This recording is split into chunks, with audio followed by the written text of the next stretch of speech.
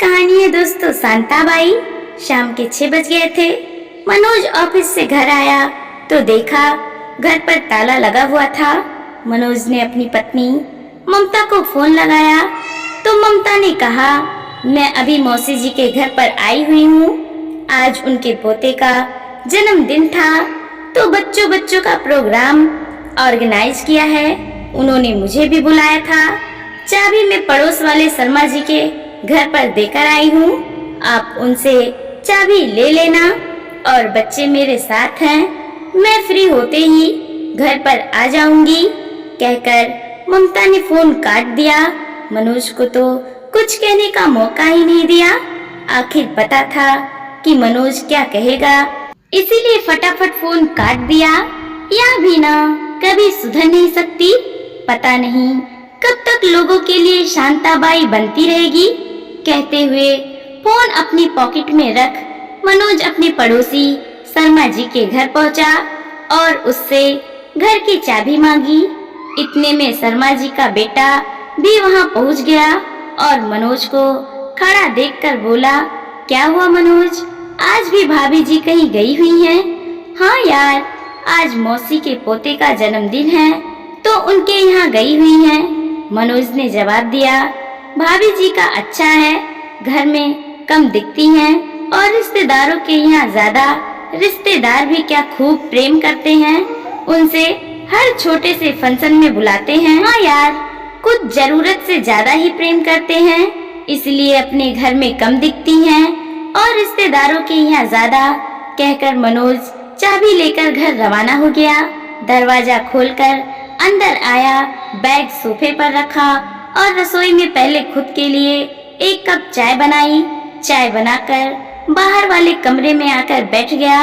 मनोज अपनी पत्नी ममता के साथ रहता था, साथ ही 2 बच्चे हैं। ममता का शुरू से ही मिलनसार रहा है, पर वो ये बात नहीं समझती कि लोग उसका उपयोग कर रहे हैं। उसे तो हमेशा यही लगता था कि लोग उसे बहुत चाहते हैं, इसीलिए जब भी कहीं से कोई बुलावा आता था कभी ना नहीं करती, बस मदद करने पहुंच जाती।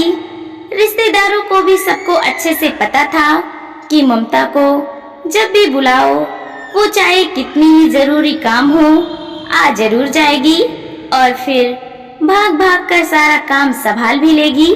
इसीलिए जब भी किसी के घर में छोटा मोटा कोई भी फंक्शन होता, ममता को सबसे पहले न्योता आता था और साथ ही एक मनुहार भी, तुम थोड़ा जल्दी आ जाना, तुम्हारे बगैर काम नहीं संभलता है, तुम्हारे आते ही घर में रौनक आ जाती है।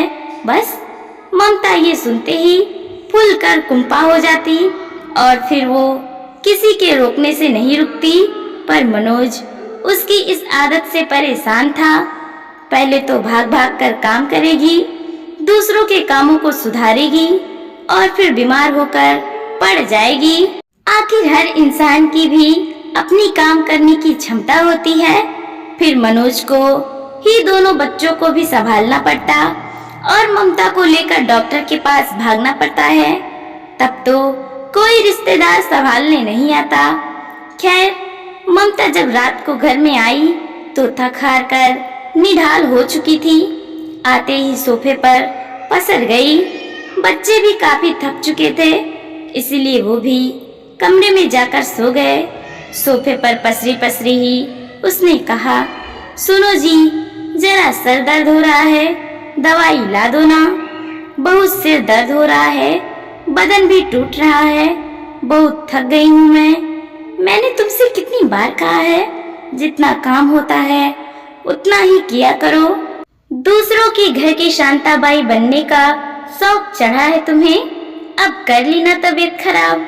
मनोज ने थोड़ा गुस्सा दिखाते हुए कहा, अरे तो अब भी मैं क्या करूं? मौसी जी ने न्योता मुझे पहले ही दे दिया था। अब मौसी जी ने न्योता दे दिया था तो तुम चली गई, पर काम तो तुमने ही किया होगा। उन लोगों ने तो मदद कराई भी नहीं होगी। अब उनके घर में प्रोग्राम था तो वो बच्चों को संभाल रहे थे ना, तो कोई काम कैसे संभालेगा, इसीलिए काम तो मुझे ही संभालना पड़ा। तुम समझती क्यों नहीं हो? लोग सिर्फ तुम्हें इस्तेमाल कर रहे हैं। अपने घर की शांताबाई का खर्चा बचाने के लिए तुम्हें शांताबाई बना देते हैं।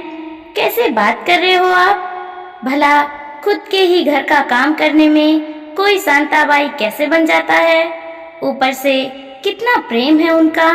पूरे रिश्तेदारी में सिर्फ मुझे ही बुलाया है और तुम्हारे लिए भी खाना पैक करके भिजवाया है। भला बताओ, आजकल कौन करता है? इस तरह से तुम्हारा खाना तुम ही खाओ, मैंने तो खिचड़ी बनाकर खा ली। कहकर मनोज उठा और ममता को सिर दर्द की दवाई लाकर दे दी। दवाई लेकर ममता वहीं सोफे पर ही सो गई तो मनोज ने उसे चादर लाकर उड़ा दी और खुद बच्चों के पास आकर लेट गया। पर मनोज को बहुत बुरा लगता था। आखिर रिश्तेदार उसकी भोली भाली पत्नी को बेवकूफ़ बनाते रहते थे और वो बन भी जाती थी। इसका कोई न कोई तो उपाय निकालना ही पड़ेगा, वरना यूं ही जिंदगी भर दूसरों की शांताबाई बन कर काम करती रह जाएगी। खैर, सुबह तक ममता ठीक हो गई। जब मनोज उठा तो रसोई में काम कर रही थी। मनोज ऑफिस के लिए तैयार हो गया तब ममता ने उसे नाश्ता परोस दिया। साथ ही उसने मौसी जी के यहाँ से आई हुई मिठाई मनोज को परोसी तो मनोज ने उसे घूर कर देखा। तब ममता बोली, क्या छोटी छोटी बातों को दिल पर लगाते हो? जाने दो ना, मौसी जी का देखो कितना प्रेम है हमसे। उन्होंने तुम्हारे लिए खास कर मिठाई भिजवाई है। ये तुम हमेशा जो प्रेम की बिगुल बजाती रहती हो कि सभी रिश्तेदार तुम्हें बहुत चाहते हैं, या तुम्हारी गलत फहमी है? तुम समझती क्यों नहीं हो? ओफो, फिर वही बात लेकर बैठ गए। क्या फिर वही बात लेकर बैठ गया? तुम्हें पता नहीं क्यों लोगों के घर की शांताबाई बनने का शौक चढ़ा है, जो उनके घर के काम संभालती रहती हो। अरे वो तो उन लोगों का प्रेम है मुझसे, इसीलिए मुझे बुलाते हैं, वरना मजाल है कि पूरी रिश्तेदारी में किसी और को बुला लें। अच्छा, सच कह रही हो? और नहीं तो क्या? तो चलो आज तुम्हारे प्रेम को आजमा कर भी देख लेते हैं। ममता ने हैरानी से मनोज की तरफ देखा। तुम्हें सिर्फ एक काम करना है, जरा अपने इस सभी प्यारे प्यारे रिश्तेदारों को फोन लगाकर कहो कि तुम्हें ज्यादा नहीं सिर्फ 10,000 की जरूरत है। देखते हैं तुम्हारे रिश्तेदारों में से कौन कौन आकर तुम्हें पैसा देकर जाता है। अरे पर मुझे पैसे की जरूरत कहाँ है जो उन लोगों से मैं पैसे मांगू? और वैसे भी रिश्तेदार मुझे बहुत चाहते हैं, मेरी मदद के लिए तो हमेशा आगे आ ही जाएंगे। अच्छा, इतना कॉन्फिडेंस? चलो एक बार सिर्फ मेरे कहने पर अपने इन सभी प्यारे रिश्तेदारों को फोन करो, वो भी मेरे सामने, और कहो कि बच्चों की फीस के लिए अभी 10,000 रुपए की जरूरत है। तुम्हारा प्रेम किस किस से है सब पता चल जाएगा। आखिर मनोज के चैलेंज करने पर ममता ने एक एक करके सभी रिश्तेदारों को फोन किया। पहले तो सबने खुशी खुशी फोन उठा लिया, लेकिन जैसे ही पता चला कि ममता को पैसे की जरूरत है तो कुछ ने बहाना किया कि अभी तो पैसे हैं नहीं, आज ही बच्चों की फीस जमा कराई है, कल ही दूध वालों को बिल चुकता किया है। कुछ ने तो ना सुनाई देने का बहाना किया। यहाँ तक कि मौसी जी ने जवाब दिया कि कल ही बच्चे का जन्मदिन मनाया है तो पैसे उसमें खर्च हो गए हैं। किसी भी रिश्तेदार ने ममता को पैसे देने के लिए हाँ नहीं की। सिर्फ एक दो खास रिश्तेदार बंदोबस्त करने का कह पाए। देखो ममता, तुम अभी संभल जाओ, तुम मेरी पत्नी हो, किसी की शांताबाई नहीं, इसीलिए तुम्हें देखकर मुझे दुख होता है। आखिर मनोज की बात ममता को समझ में आ गई और उसने वादा किया कि आज के बाद वो किसी की शांताबाई नहीं बनेगी।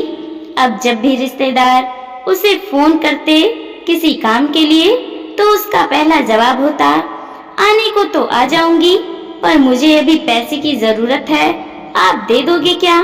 तो रिश्तेदार अपने आप ही फोन काट लेते थे।